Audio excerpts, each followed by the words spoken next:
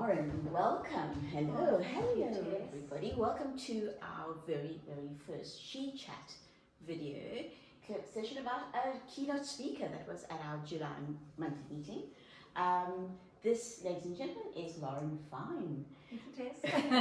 So not only does Lauren belong to She-worxza, Loving She-worxza, but Lauren is also a serial entrepreneur. She is a director at a prestigious international law firm in Cape Town. And now Lauren has started a brand new business venture, and this is what she actually came to talk to us about, and it was just so interesting. I thought we had to actually do a follow-up and let the world know. Yeah, he's fabulous. But tell me, do you know that song Little China Girl? I do. This is, it's an 80s song by that rock legend, isn't it? David Bowie. I am so super impressed I that you know know that. that. I'm an Super 80s girl. impressed. I'm an 80s girl. So the song is about, allegedly, a painting that he wanted to own, known as the Chinese Lady, otherwise known as the Green Lady. Yes. Wow. And I'm pleased you mentioned the word legend, because I want to tell you about another legend, the artist who painted the Chinese Lady. And that artist is known in the art world as Tretchikoff, Yes. but he signs his work Tretchikoff. And that painting alone has actually made him one of the most commercially successful artists of the 20th century. Wow. Did not know that. Yeah, you know what's amazing about that painting for me is that it was painted in the shadows of Table Mountain right here in Cape Town. A local man, hey? Kind of a local man. Yeah. And it was sold approximately 10 years ago, about a decade ago, for the equivalent of what is now 23 million rand to Whoa. the owners of De La Graaf Wine Estate. We love going there. So yeah, so next time you go to Indochine for lunch, Yes. take a little wander and admire Okay, her, because she's we will. beautiful. We will. She is beautiful. Didn't I know? That's fascinating. So tell me a little more about yourself. Oh my gosh, Tess, his life story is the stuff that epic movies are made of. I mean, I'm talking such that only Brad Pitt or Johnny Depp should play Tretchikoff. Wow. So Okay. we have wealth, Yeah. we have poverty, we have love and passion and Phenomenal. war and defiance Yeah. and brilliance and success. And all the ingredients to paint a canvas in his famous violent palette of color Yeah. and visual excitement, which tells the story of how he lived his life in Tretchikoff. And I'm sure you're asking yourself, Yeah. and if you're not, I'm not sure. You know, I'll tell you anyway. How a man who goes from being born in some unpronounceable little village in what was the Russian Empire, who is known or referred to throughout his life as the King of Kitsch, is now one of the most sought after artists of the 20th century. And I think it's because the events of the 20th century shaped his artistic style. Yeah. I mean, he lived through 2 world wars. Yeah. The Great Depression, you know, of more relevance to us. Apartheid rule and the birth of the Rainbow Nation at the turn of the millennium. So it's, you can just visualize all these intense situations. He basically took his inspiration from it, translated it right onto the canvas. Exactly. So and you see his passion. And you can see the passion. So tell me some more about his life. Yeah, I mean, he's incredible. So he was the youngest of 8 children. Yeah. And he was born into a fairly well-to-do family in Russia during the Russian Revolution. Unfortunately, his destiny did not follow the path of what one would have expected. Yes.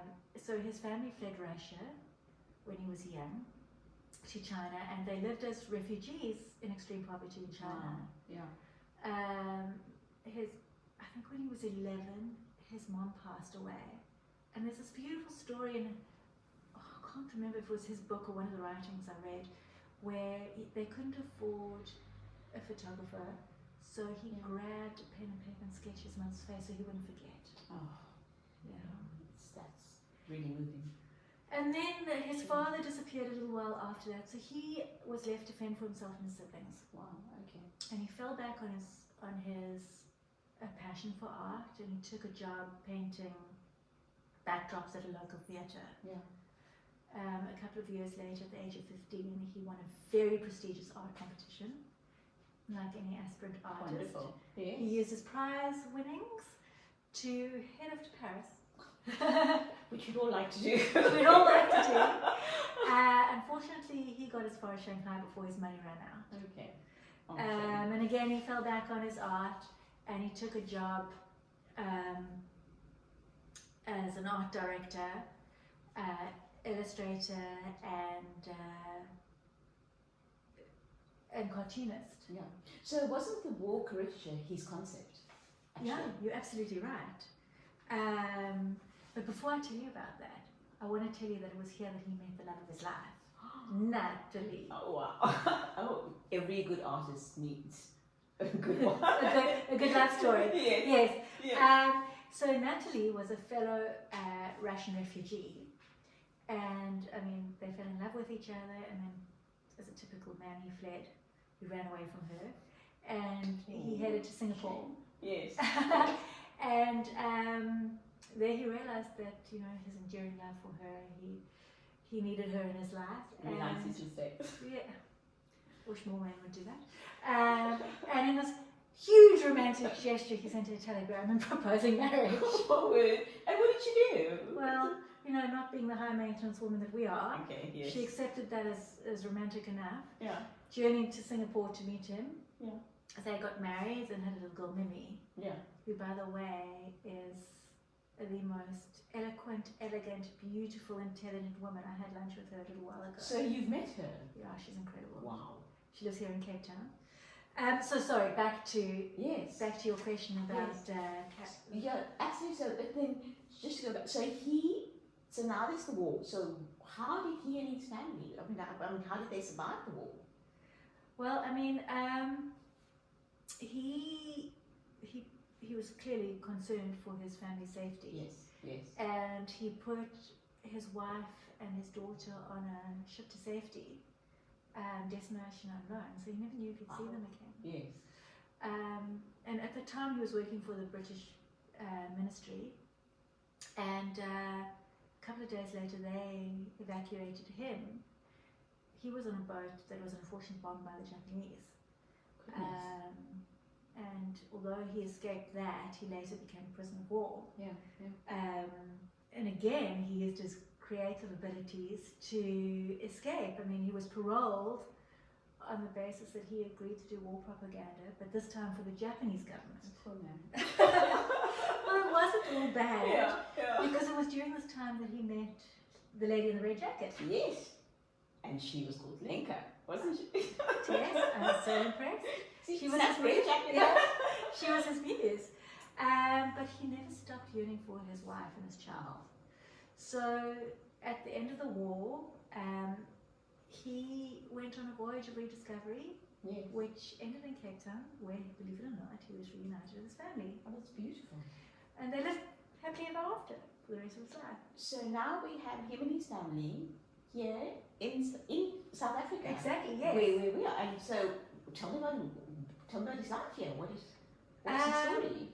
Yeah, so his life in South Africa was actually enriched by Anton Rupert, who at the time was launching his cigarette brand, appropriately named after world-famous artist Rembrandt. Yeah. And he was enlisted to do the art campaign for the cigarette brand. Okay. But unlike the Ruperts of today, Anton was cash-strapped, couldn't afford to pay him. Okay. So paid him in shares in his enterprise. It's not too bad, is it? Well, I think it worked out quite well for him. Good for him, because he clearly deserved it. And then another lovely story about his life in South Africa. His very first exhibition in Cape Town was cancelled on short notice. Rumour has it that the motive was jealousy. Bit of intrigue. I love it. Yeah, so Ernest Stern, who was a very influential South African artist, replaced his exhibition on short notice. And Tretchikoff, then being Tretchikoff, gave the art world the finger, and he decided to exhibit at more unconventional places. Wow. Such as department stores. Yes, yes. And in this way, over 250,000 people were exposed to his paintings and his prints. Goodness, and that 250,000 people probably would not have gone to a gallery. Absolutely. So yeah. in this way, people of all walks of life were able to admire and own Tretchikoff prints, and he became known as the people's painter. Goodness. In fact, he believed that there was not really much value in the original artwork, and the value was in the intellectual property in the prints. Yes, yes. So, I mean, he was ridiculed, but his answer to all of that was fame and wealth. Goodness, he can actually do that. Well done. Yeah. So tell me, Lauren, what is your business now? You know, what is the new venture? That is it. Wow. So I have been gifted, or we have been gifted, with the exclusive worldwide rights to reproduce his art. That's phenomenal. It's a gift. It is a gift. It's a gift, yeah. So what does that actually mean? So we can go onto a website to buy it? Yes, please visit my website. Okay. And you know, we all know his 10 most famous works, but every day we're discovering more. So please visit my website regularly, because we're updating our library. It's tretchikoff.co.za. Yeah. But then for those, not many people would know this, look, during our monthly meeting last Thursday, the July meeting, Lauren gave this presentation, but I was listening very carefully. So I know that there is a hidden message in the original reprints, but that means if you buy them from a licensed supplier like you are, you know, you've got the right to sell.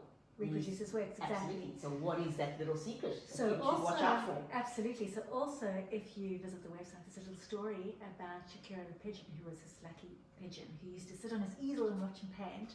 So if you see at the bottom of the artwork a little pink pigeon, it means it's a licensed reproduction. Wonderful. Wonderful. Okay, cool. So we can do this. We can go onto the website, buy the prints, and Lauren, it's a gift. It is. So, any last words for anyone? Yes, well, I actually like to leave you with Tretch's work. Fair enough. From the man himself. From the man himself. And those are: express your passion, do whatever you love, and no matter what, take action. And from us, live your life in Tretchikoff. You know what? Live your life in Tretchikoff. Yes, Tretchikoff. Cheers.